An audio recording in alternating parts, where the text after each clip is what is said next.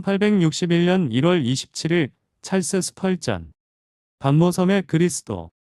내가 돌아서서 나와 말씀하신 그 음성을 알아보려 하니라.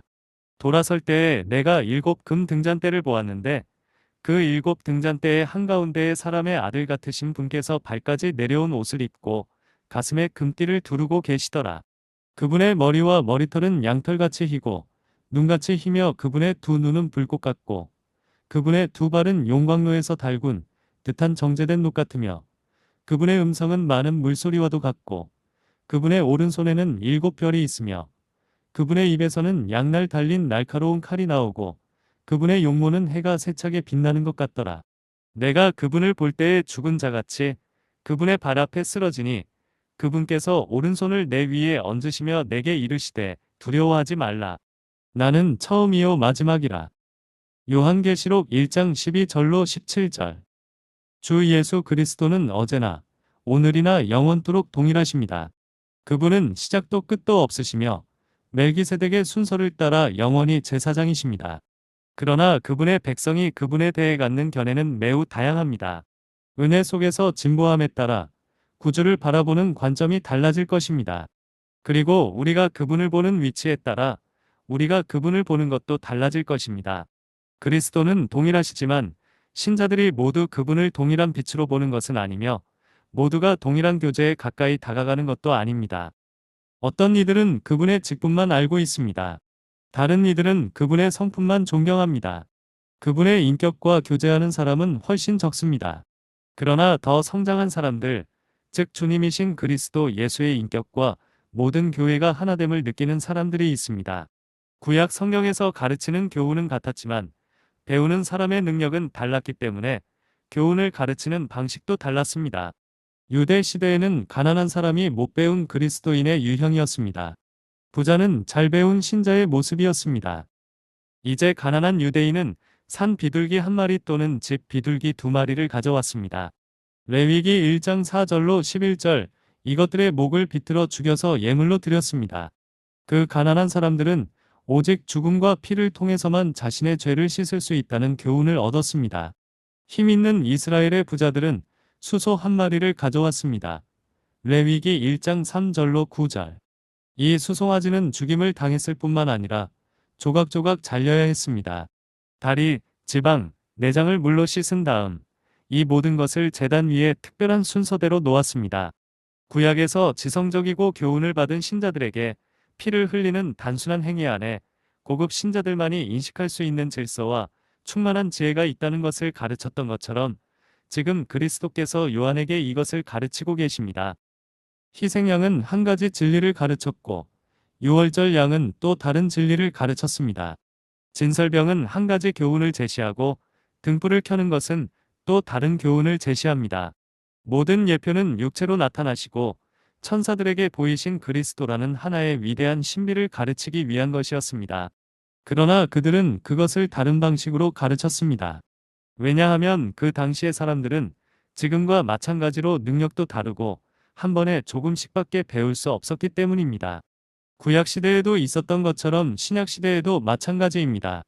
모든 그리스도인은 그리스도를 알고 있지만 모두가 같은 정도로 또 같은 방식으로 그분을 아는 것이 아닙니다. 시므온은 그분을 아기로 보았습니다. 그는 그분을 품에 안고 너무 기뻐서 주님, 이제 당신의 종을 당신의 말씀대로 평안히 떠나보내주십시오. 라고 말했습니다.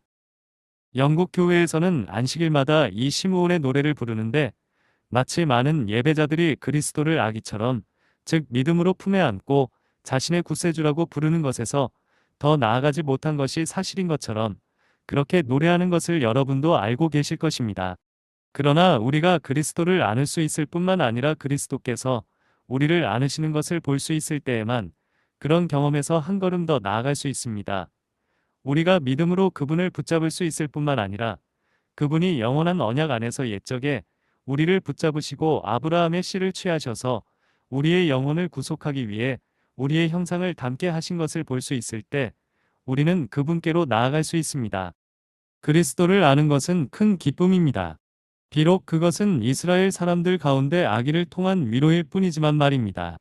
동방 사람들과 함께 금과 유향과 몰약을 가져와 새로 태어나신 왕인 그리스도를 경배하는 것이 허락된 것은 행복한 특권입니다.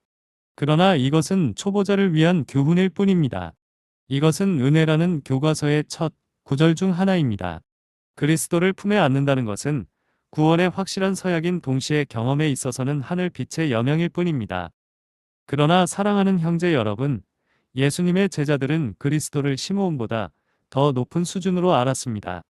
왜냐하면 그들은 그분을 단순히 성육신하신 분이 아니라 그들의 선지자요, 교사로 여겼기 때문입니다. 그들은 그분의 발 앞에 앉았습니다. 그들은 그분의 말씀을 들었습니다. 그들은 그분처럼 말하는 사람은 결코 없다는 것을 알고 있었습니다. 그분의 가르침으로 그들은 높은 수준의 지식에 이르게 되었습니다. 그분은 성령이 강림하셨을 때 신성한 말씀을 그들에게 주셨고, 그들은 성경에서 신성한 교훈을 끌어내셔서 무리에게 가르치셨습니다. 그들은 시므온보다 그리스도를 더 많이 알았습니다. 시므온은 그리스도를 믿음으로 붙잡을 수 있었고, 자신의 눈을 즐겁게 해주시는 분으로 알고 있었습니다. 그러나 제자들은 그분을 단순히 구원해 주시는 분이 아니라 가르치시는 분으로 알고 있었습니다. 여기 예배당까지 오신 수백 명의 신자들이 있습니다. 그들에게 그리스도는 위대한 교리, 교사입니다. 그분은 하나님의 뜻과 율법에 대한 위대한 해설자입니다. 그리고 그들은 그분을 신앙의 랍비로서 경외심을 가지고 존경합니다. 그렇습니다. 하지만 제자들 중에는 이보다 예수 그리스도를 더 잘 아는 사람이 있었습니다. 제자들 가운데 12사도가 선택된 것처럼 12사도 중에서 선택된 한 사람이 있었습니다. 그리스도를 사랑하는 동반자이자 다정한 친구로 알고 있던 한 사람이 있었습니다. 그분의 품이 지친 머리에 베개를 베푸는 것으로 알고 있는 한 사람이 있었습니다. 그분의 심장이 뺨 가까이에서 뛰는 것을 느꼈던 사람, 즉 변화산에서 그분과 함께 있었고 예수 그리스도를 통해 하나님 아버지와의 교제를 누렸던 사람이었습니다. 이제 저는 요한만큼 성장한 사람들이 그리 많지 않다는 것이 두렵습니다. 그들은 교리적인 기독교인이기 때문에 믿고 있는 그리스도인들에게 나아갈 뿐 그 이상은 나아가지 않았습니다. 그러나 요한은 그리스도를 자신의 삶의 동반자이자 친구라고 주장할 수 있었을 때 동료들보다 먼저 놀라운 발걸음을 내디뎠습니다. 주님께서 우리 각자에게 예수님과 동행하는 방법과 그분의 사랑을 아는 법을 점점 더 많이 가르쳐 주시기를 바랍니다. 그러나 형제 여러분, 사랑하는 제자만큼이나 그리스도 예수를 온전히 이해한 사람이 있었습니다. 바로 마리아였습니다. 그녀는 그분을 자기 안에서 태어나고 자기에게서 태어난 분으로 알고 있었습니다.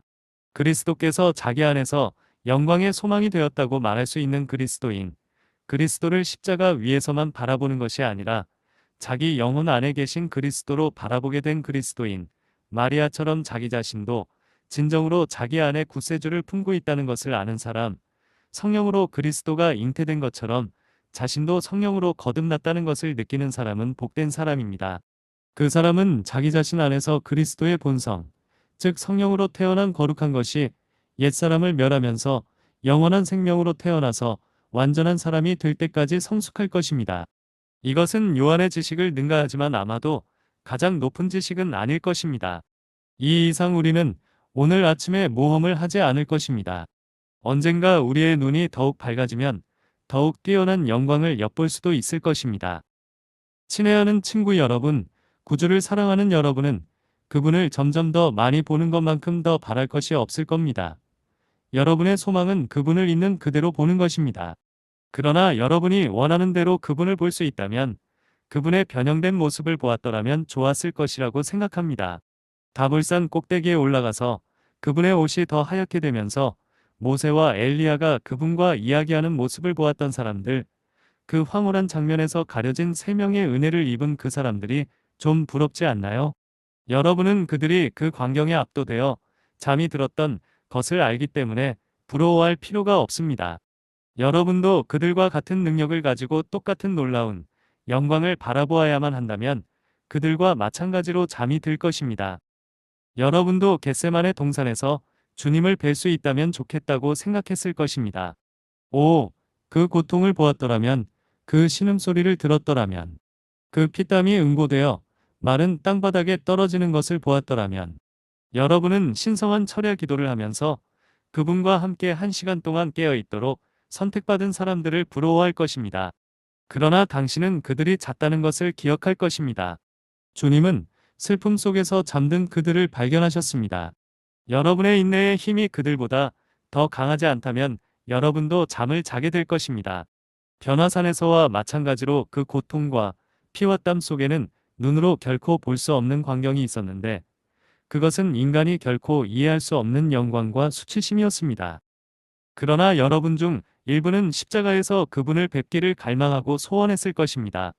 오, 그곳에서 그분을 배웠더라면, 세상의 구원을 빨리 이루기 위해 못 박힌 그 손을 보았더라면, 그리고 세상이 오래 기다렸음에도 불구하고 은혜를 베푸시려는 듯 나무에 못 박힌 그 발을 보았더라면, 오, 그 엉망진창이 된 벗은 몸과 그 찔린 옆구리를 보았더라면, 요한, 주님을 보고 증언한 당신, 우리는 당신을 부러워할지도 모릅니다. 하지만 오, 형제 여러분, 왜 우리가 그래야 합니까? 왜 그래야 할까요? 우리가 그리스도의 모든 것을 믿음으로 보지 않았기 때문입니다.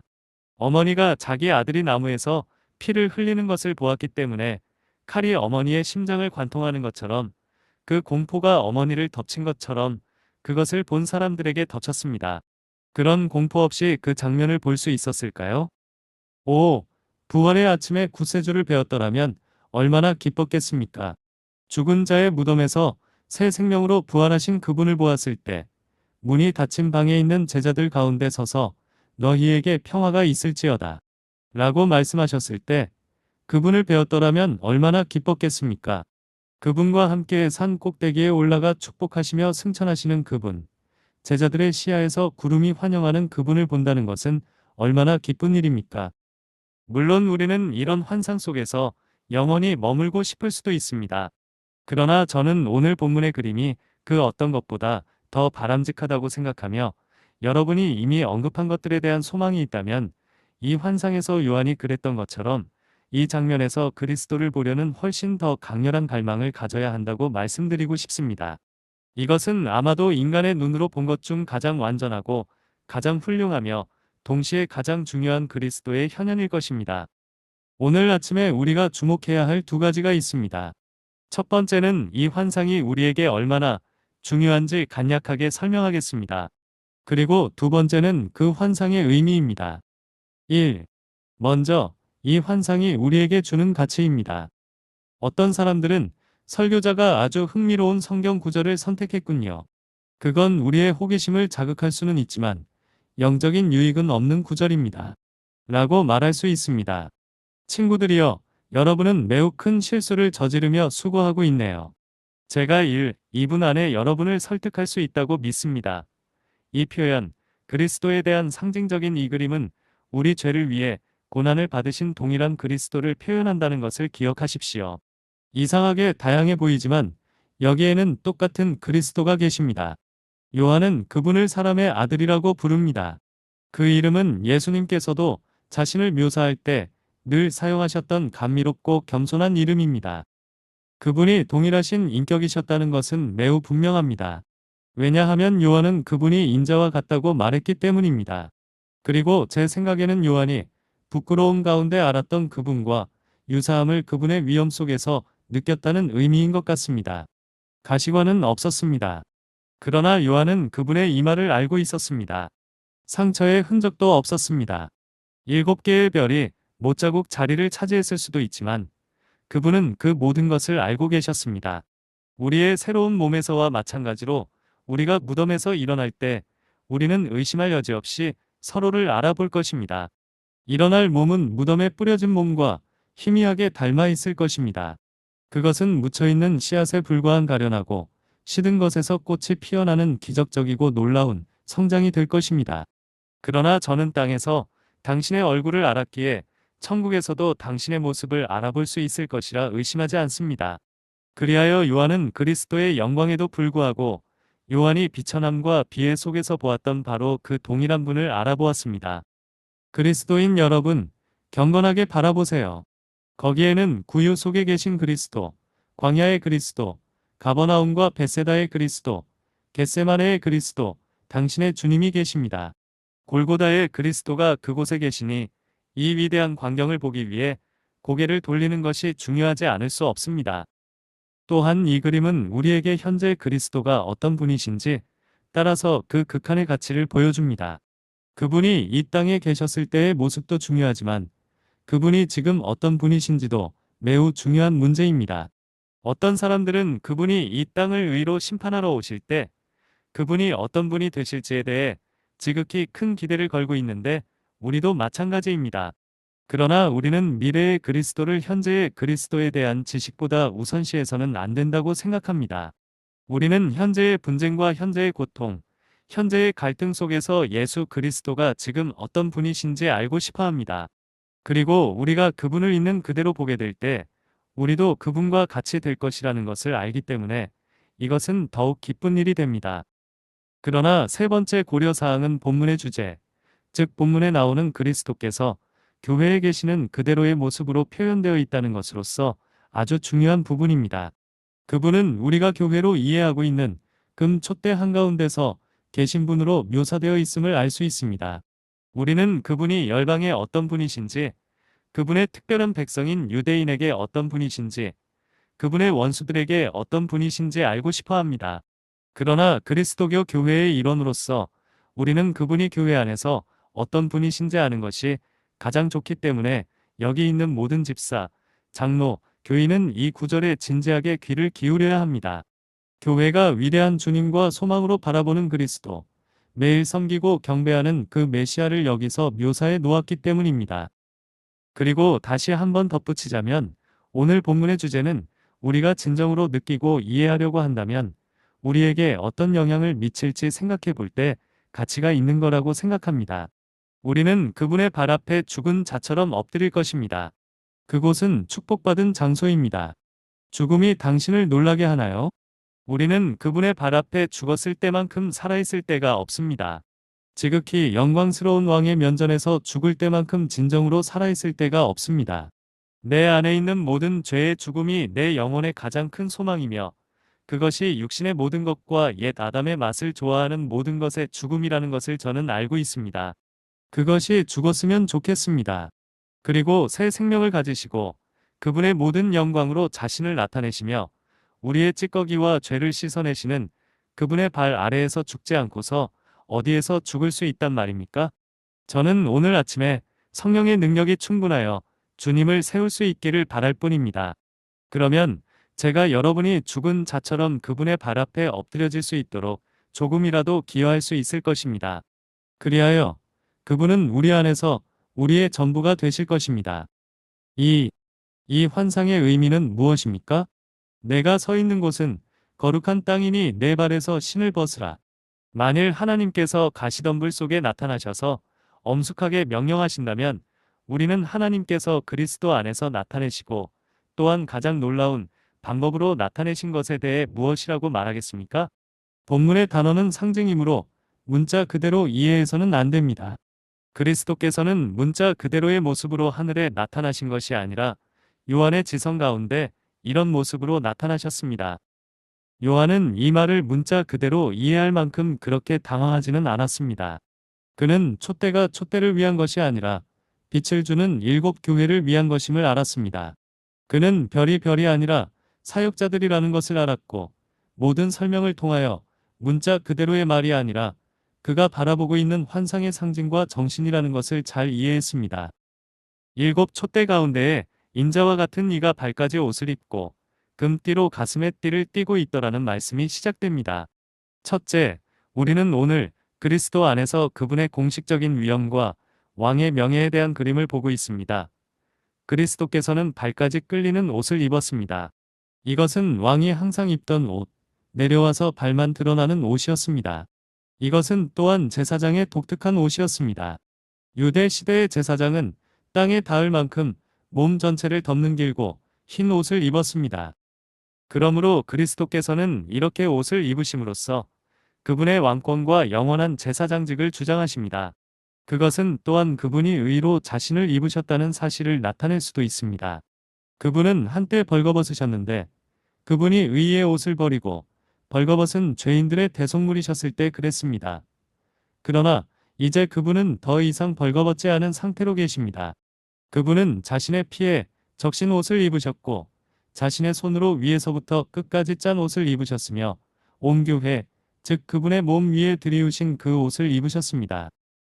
그러나 여기서의 주요 개념은 공식적인 위엄과 지위에 관한 것이며 가슴에 있던 금띠에 대하여 말하자면 그것은 대제사장이 허리띠를 맨 방식에 대하여 표현한 것입니다. 주님은 금이 박힌 허리띠를 띠고 있었습니다. 다른 제사장들의 띠는 금이 아니었습니다. 대제사장의 의복은 주로 귀한 금속으로 만들어졌는데 그리스도의 사랑, 즉 그리스도의 사랑을 나타내기 위해 그분의 사랑의 심장이 가장 많이 뛰는 장소인 가슴에 띄었습니다. 그분이 자신의 공식적인 위엄을 상징하는 옷을 몸에 단단히 묶으셨던 바로 그 지점입니다. 마치 그분의 사랑이 그분의 허리에 충실한 띠인 것처럼 말입니다. 마치 주님의 마음속에 있는 사랑으로 주님을 굳건하고 확고하게 지키면서 그리스도께서 우리를 위해 맡은 모든 직무를 수행하시는 것처럼 말입니다. 그 그림은 눈앞에서 상상하기 어렵지 않습니다. 저는 그리스도인들의 마음이 잠시 멈추고 그것을 생각하기를 원할 뿐입니다. 신자 여러분, 여러분에게는 오늘 최고의 직분을 취하신 주님을 경배해야 합니다. 그분 앞에 나아가십시오. 그분은 당신을 위해 통치하실 수 있습니다. 그분은 왕이십니다. 그분은 당신을 위해 간청하실 수 있습니다. 그분은 제사장입니다. 그분은 하늘에서 경배받으십니다. 와서 그분을 믿으세요. 저 황금띠에는 천국과 죽음과 지옥의 열쇠가 걸려 있습니다. 더 이상 사람에게 멸시를 받거나 버림을 받는 일이 없고 더 이상 벌거벗겨져서 수치를 당하는 일이 없으며 더 이상 집도 없고 친구도 없는 그럴 일이 없습니다. 그분의 왕다운 위엄은 천사들의 순종을 보장하며 그분의 제사장으로서의 공덕은 하나님 아버지의 인정을 받습니다. 내 영혼아, 그분께 간구할 이유를 말하라. 아버지의 은혜를 의심하지 말라. 그분의 옷과 제복이 여러분의 믿음을 강권하여 여러분의 영혼과 현세적인 일도 전적으로 그분께서 통치하시는 손에 맡기도록 하세요. 여러분은 아직 머리 위에 면류관이 없음을, 즉 그 면류관은 그분의 강림을 위해 예비되어 있음을 인식하게 될 겁니다. 그분은 곧 통치하러 오실 것입니다. 지금도 그분은 왕이시지만 그분은 머리에 면류관을 쓰신 것이 아니라 허리에 띠를 두른 왕이십니다. 곧 그분은 하늘의 구름을 타고 오실 것이고 그분의 백성은 그분을 만나러 나갈 것이며 그때 우리는 그분이 혼인 잔칫날과 마음이 기쁜 날에 어머니가 씌운 면류관을 쓴 그분을 보게 될 것입니다. 우리의 영혼은 그분의 머리에 많은 면류관이 씌워질 그 날을 갈망하고 기다립니다. 지금도 그분은 만왕의 왕이시며 만주의 주님이십니다. 지금도 그분은 우리 신앙 고백의 대제사장이시므로 우리는 그분을 경배하고 신뢰합니다. 그분의 머리와 머리카락은 양털처럼 희고 눈처럼 희었습니다. 교회는 찬송가에서 그분을 묘사할 때 그분의 머리카락은 까마귀처럼 덥수룩하고 검다고 했습니다. 이 명백한 불일치를 어떻게 이해해야 할까요? 형제 여러분, 찬송가에 나오는 교회는 앞으로 다가올 날과 시대를 내다보았고 그분의 영원한 젊음을 인식했습니다. 교회는 그분을 결코 늙지 않으시고 그 머리털이 항상 청년의 검은색을 띠는 분으로 묘사했습니다. 그리고 우리는 하나님에 대한 교회의 견해가 진실이기 때문에 하나님을 송축하지 않습니까? 우리는 예수님에 대해 당신은 젊음의 이슬을 가지고 있습니다라고 말할 수 있습니다.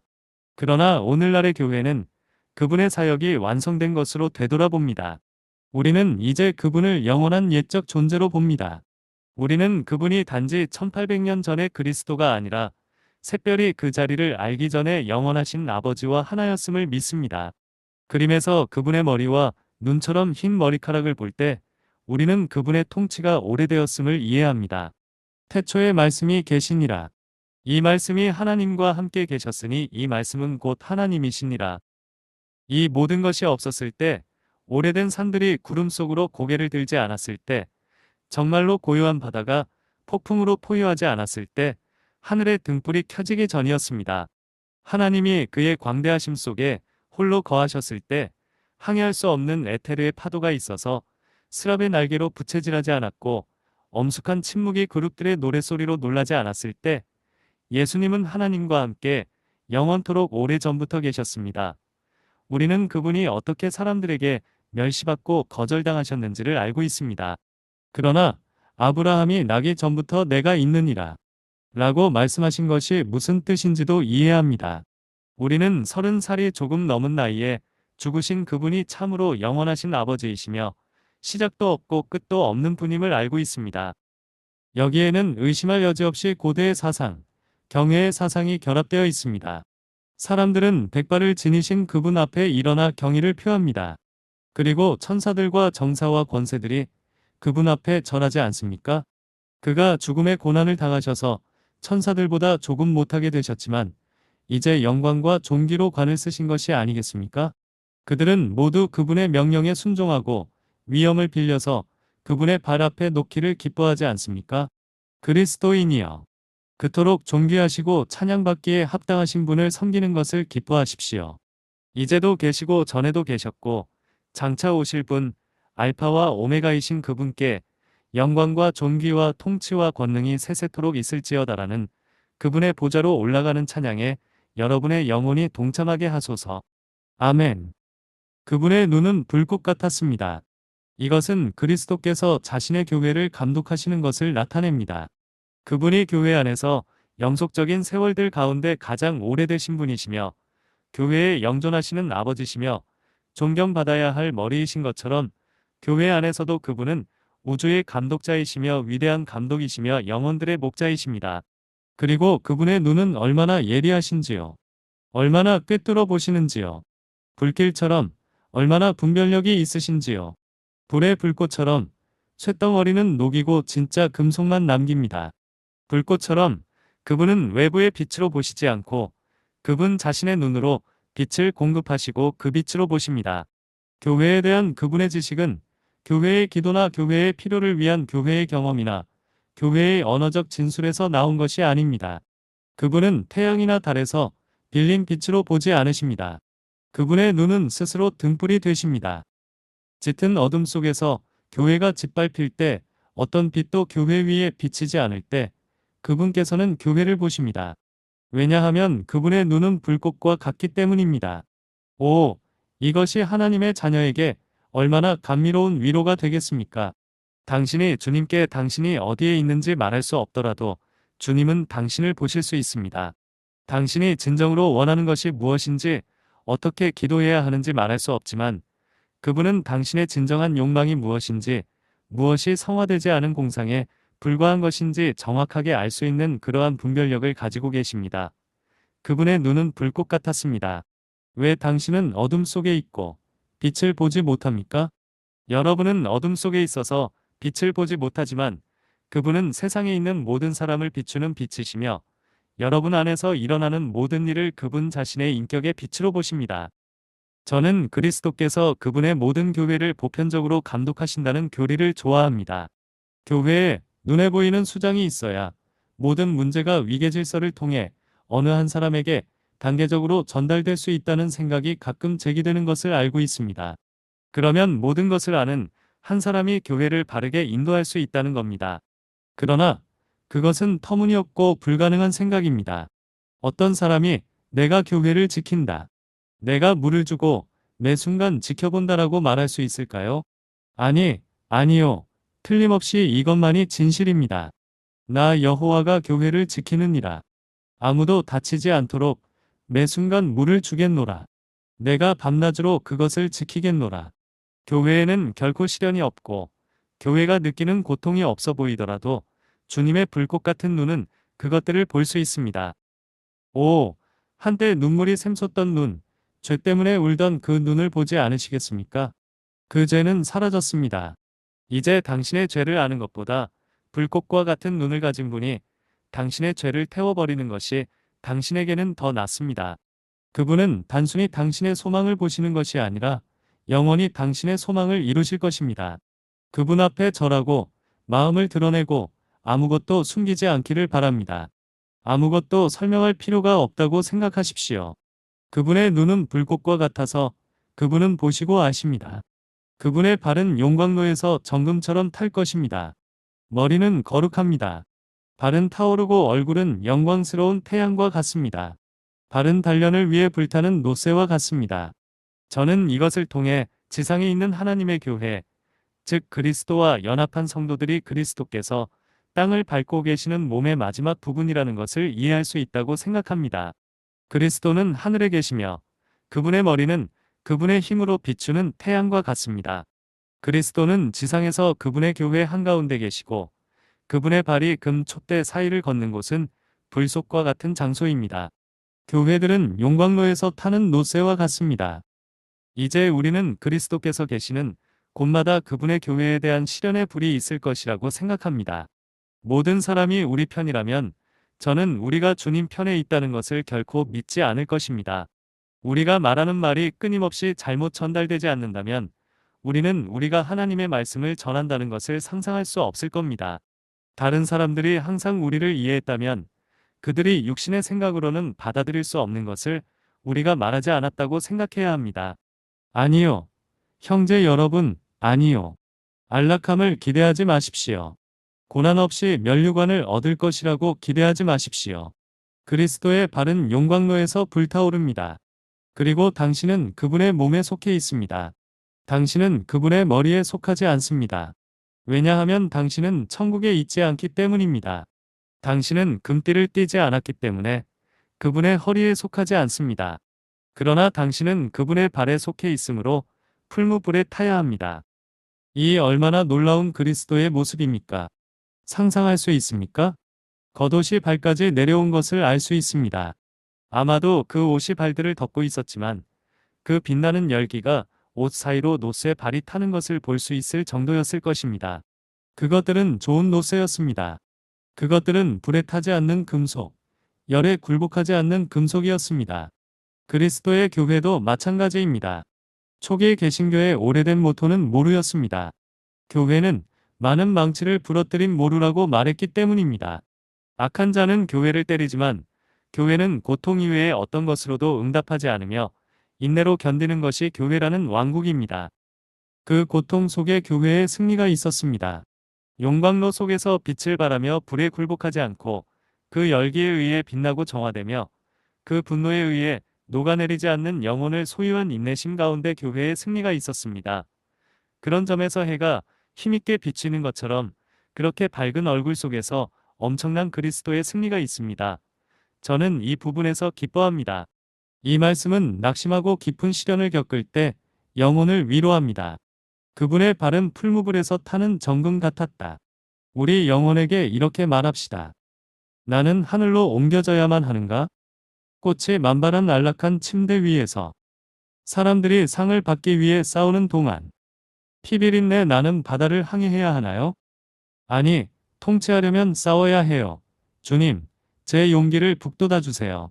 수고를 감당하고 고통을 견디겠나이다. 주님의 말씀으로 지탱하겠나이다.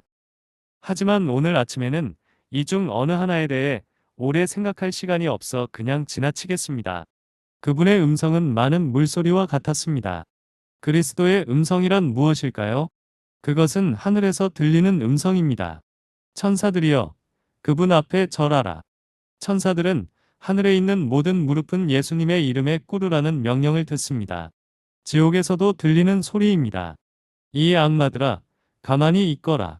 나의 기름 부음받은 자를 대적하지 말라.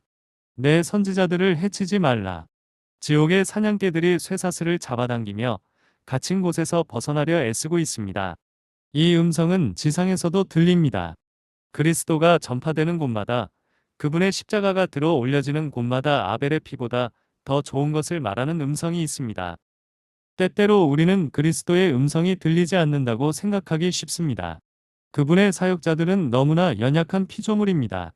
우리의 목소리를 들을 수 있는 사람이 수천 명에 달하지만 얼마나 많은 사람이 잊어버리고 있습니까? 전쟁의 폭풍우 속에서, 정치적 소란 속에서 말씀 사역의 세미한 목소리가 들리기를 바라는 사람이 누가 있겠습니까? 그러나 그것은 들립니다. 엘러겐이 저녁에 하나님의 사역자의 음성이 메아리치고 있습니다. 참고로 엘러게니 지역은 1800년대 미국 흑인 해방운동의 중심지로 리처드 앨런이라는 흑인 목사가 사역하는 아프리카 감리교 감독교회가 중심이 되어 흑인 해방을 위하여 싸웠습니다. 결국 어떤 악한 것도 하나님의 종들의 항의에 맞서지 못할 것입니다. 노예제도의 영혼까지 떨게 만든 것은 영국 교회에 있는 목사들의 끊임없는 항의였습니다. 남부의 거짓 선지자들이 선한 일을 되돌리려 했지만 그들은 진리의 힘 앞에 무너질 수밖에 없습니다. 연약한 양떼를 교화하기 위해 강단에 서 있는 겸손한 마을 목사가 아직 다가올 모든 세대에 영향력을 행사할 수 없는 게 아닙니다. 그리스도의 사역자는 우주의 전 체계 한가운데 서서 여호와의 뜻에 따라 우주를 움직입니다. 모든 사회는 그리스도의 복음의 영향력에 굴복하는 거대한 젤리 덩어리에 불과합니다. 여러분, 저는 우리 안에 어떤 능력이 있다고 말하지 않습니다. 그러나 그리스도의 말씀이 나팔소리로 우리를 뚫고 나올 때 그리스도의 말씀에는 능력이 있습니다. 그리스도의 말씀에는 많은 골짜기에 누워있는 마른 뼈들을 깨울 수 있는 능력이 있습니다. 중국은 듣게 될 것입니다. 힌두스탄은 들어야 합니다. 비록 듣지 못하더라도 힌두스탄의 신들은 떨고 있을 겁니다. 우리 자신은 연약하지만 하나님은 우리를 견고한 요새를 무너뜨릴 수 있는 강자로 만드시고 그분의 은혜로 우리를 정복자로 만드실 것입니다. 만약 우리가 아주 높은 산 위에 서서 시야가 넓어지는 은사를 받을 수 있다면 대서양과 태평양, 인도양과 세계의 모든 바다를 한 번에 볼 수 있다면 얼마나 멋진 일이겠습니까? 우리가 가장 높은 정상에 서 있는데 엄청난 폭풍이 온 세상을 휩쓸고 있다고 가정해보세요. 바다의 포효와 충만함, 즉 모든 바다가 한꺼번에 포효하고 대서양이 태평양으로 메아리칩니다. 태평양은 대서양으로, 지중해는 홍해로, 홍해는 북극으로, 북극은 남극으로 큰 소리로 외칩니다. 그들은 손뼉을 치며 한꺼번에 많은 바다의 목소리가 들립니다. 이것이 바로 이 땅에서 그리스도의 사역의 목소리입니다. 미약해 보일지 모르지만 결코 그렇지 않습니다. 피에몬테의 푸른 숲에 소수의 사람들만이 있을지도 모릅니다. 그들은 스위스의 언덕에서 발견되어 그리스도를 위해 죽어가고 있을지 모르지만 그들의 발소리는 영웅들의 발소리이며 그들의 목소리는 시대를 흔들고 영원 자체가 그 앞에서 떨고 있습니다. 오, 하늘의 상속자와 그리스도의 사역자에게는 그분의 음성이 수많은 물소리처럼 들리는 이 사실이 얼마나 위로가 됩니까? 그리고 그분은 오른손에 7별을 가지고 계셨습니다. 교회는 항상 그리스도께서 목회자들을 붙들고 계신다고 생각해야 합니다. 목회자들은 매우 위험한 상황에 처해 있습니다. 별이나 별처럼 보이는 것들은 별똥별에 불과할 수 있습니다. 유성에 불과하고 잠시 반짝이다 곧 녹아서 사라질 수 있습니다. 그리스도의 사역자들은 위험에 처할지라도 그리스도의 사역자이기에 완벽하게 안전합니다. 복음의 플레이아데스 성단은 언제나 그리스도의 손 안에 있습니다. 그리고 누가 거기에서 그들을 뽑아낼 수 있습니까? 그리스도께서 그분의 사역자들을 어디에 계시든 지켜주시기를 항상 기도하십시오. 그리고 이것을 기도의 근거가 되는 일종의 약속으로 기억하십시오. 형제 여러분, 우리를 위해 기도합시다. 우리는 반짝이는 별과 같지만 그분은 그분의 힘으로 빛을 발하는 태양과 같습니다. 그분께 우리에게 빛을 주시도록 간구하십시오. 우리가 항상 타오르게 해달라고 간구하십시오. 우리가 노예를 자유로 인도하는 북극성처럼 되게 해달라고 간구하십시오. 우리가 남쪽 십자가를 만드는 별들과 같을 수 있도록 선원이 우리를 볼 때 그리스도의 별들이 될 수 있도록 각각의 별을 개별적으로 볼 수 있는 것이 아니라 모든 별이 빛나는 가운데 아름다운 모습으로 나타나신 그리스도를 볼 수 있게 해달라고 간구하십시오. 이것이 오늘 저의 몫이 될 것입니다. 7별이 그분의 오른손에 있었다. 얼마나 많은 사람들이 하나님의 사역자들의 빛을 겉들이려 하나요? 많은 사람들이 사역자를 비판합니다. 일부는 학대하고 더 많은 사람들은 여전히 거짓 증거하고 있습니다. 저는 다른 사람이 오해할 수 없는 말을 거의 말할 수 없고 제가 이해할 수 있을 뿐만 아니라 오해를 받지 않기 위하여 코벳의 규칙을 자주 사용했습니다. 하지만 저는 오해하고 있습니다. 하지만 그게 무슨 상관이 있을까요? 그게 무엇을 의미하나요? 별들이 사람들의 눈을 기쁘게 하지 않더라도 주님의 손 안에 있다면 만족해야 합니다. 그들은 만족하고 스스로 괴로워하지 않아야 합니다. 파도가 큰 소리로 으르렁거리게 하고 시기하는 바다가 거센 파도를 일으키며 하늘에 불을 꺼게 해보라. 아하, 바다여. 그대의 고요한 소파 위에는 별들이 잠들어 있다네. 그들은 그대의 거친 파도를 내려다본다네. 그리고 그대가 고요하게 가라앉고 그대의 수증기에서 솟아오른 구름이 사라질 때 그것은 고독한 별이든 별자리 중 하나이든 다시 빠져나와 그대의 고요한 물 위에서 미소를 지을 거라네. 그리고 오바다여, 그대가 그 별을 비추어 그대가 꺼버리려고 했던 그 부러움의 불꽃 가운데 그대가 어떤 힘이 있다는 것을 알게 될 때까지 계속해보라. 그리고 그대는 홍수를 인도하고 썰물과 흐름을 만들어 그 힘으로 영원히 소멸하려고 생각했던 분의 종이 될 것을 알게 되리라. 일곱 별은 그리스도의 오른손에 있습니다. 더 이상 여러분을 붙잡아 두지 않겠습니다만 이 놀라운 부분에 대한 설명을 끝내겠습니다. 그분의 입에서 예리한 양날의 검이 나왔습니다. 저는 옛날 예술가들이 이 환상을 스케치하려고 시도한 오래된 그림 한두 점을 보았습니다. 저는 이런 시도가 가장 우스꽝스러운 일이라고 생각합니다. 이것은 결코 인간이 그릴 수 있는 그림이 아니라고 생각합니다. 그럴 수도 없습니다. 하지만 한 늙은 예술가가 바로 그 아이디어를 포착한 것 같습니다. 그는 그리스도의 숨결을 수증기로 표현했는데 그 숨결은 대적을 베어버릴 수 있는 매우 강력하고 강한 양날의 검의 형상을 하고 있습니다. 이제 그리스도의 복음은 많은 물소리이기 때문에 반드시 들어야 하듯이 양날의 검이기 때문에 반드시 느껴야 합니다. 그리고 복음이 실제로 어떻게 느껴지는지 아신다면 놀랄 겁니다. 복음은 그것을 싫어하는 사람들에게도 느껴집니다. 그들은 그 아래서 몸부림칩니다. 그들은 그 후 잠을 잘 수 없고 붕괴하고 겁에 질리고 혐오감을 느끼고 그 모든 것을 느낍니다. 그러나 여전히 그 안에는 그들을 가만히 놔두지 않는 무언가가 있습니다. 그 양날의 검은 그들의 뼛속까지 파고듭니다.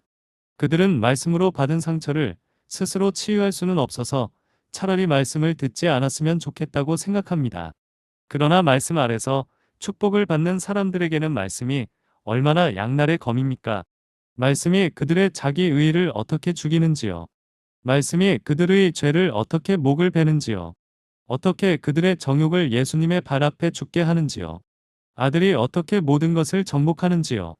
미디안의 무리를 대적할 수 있는 기드온의 어떠한 칼도 우리의 수많은 죄악을 치려는 예수님의 입술에서 나오는 칼보다 강력하지 않습니다. 하나님의 영이 모든 능력으로 우리 영혼에 오실 때 그분은 얼마나 많은 죽음에 역사하시며 얼마나 많은 생명을 주시는지요. 죄에 대해서는 얼마나 좁고 의 안에 있는 새 생명은 얼마나 큰지요. 오 신성한 검이여.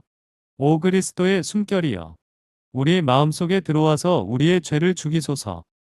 저는 때때로 제 마음대로 설교할 수 없고 주님의 메시지가 여러분에게 아무런 영향을 미치지 못했다고 생각하기 때문에 극도로 슬퍼하며 강단에서 물러날 때가 있습니다. 그러나 이곳에서 얼마나 많은 사람들이 은혜로 부름을 받았는지 생각해 보면 정말 놀랍습니다.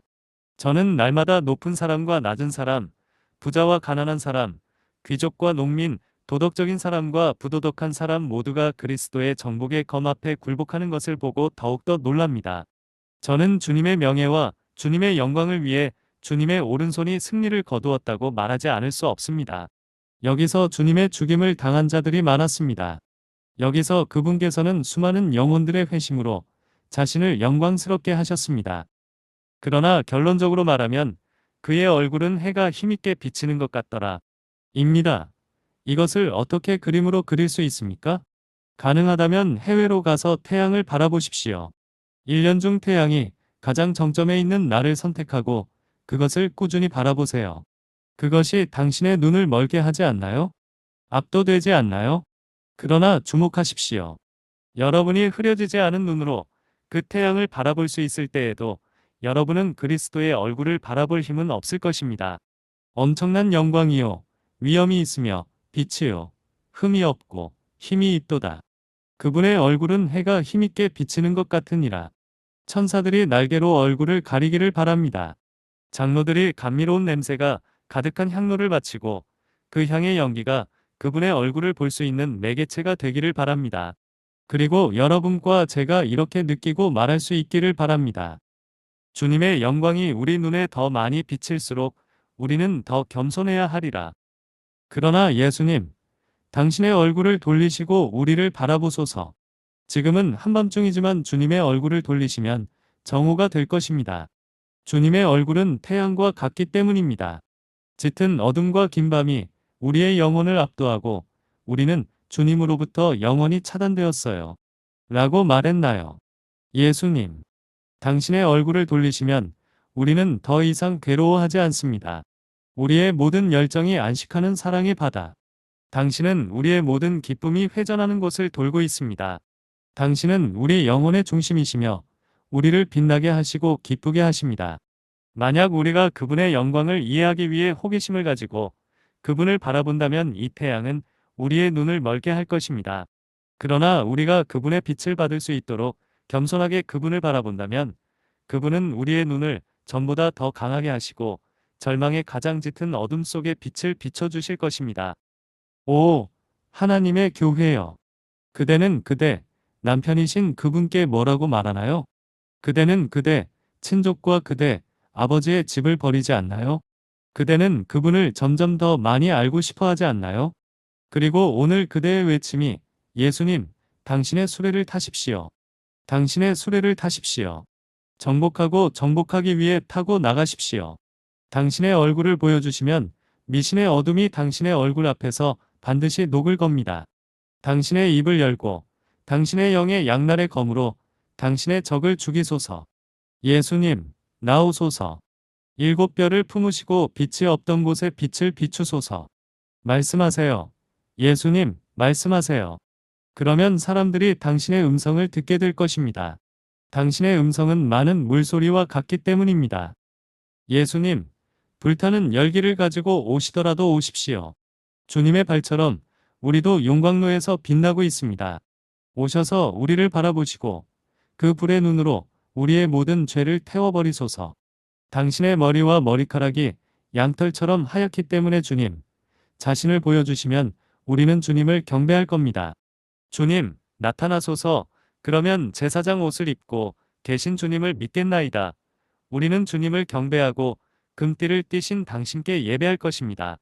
주님은 만왕의 왕이시며 만주의 주이십니다. 그러니 주님, 오소서. 그리하면 저희가 주님을 배울 것입니다. 그리고 주님은 왕관을 쓰시고 할렐루야를 외치는 소리를 들으실 겁니다. 할렐루야.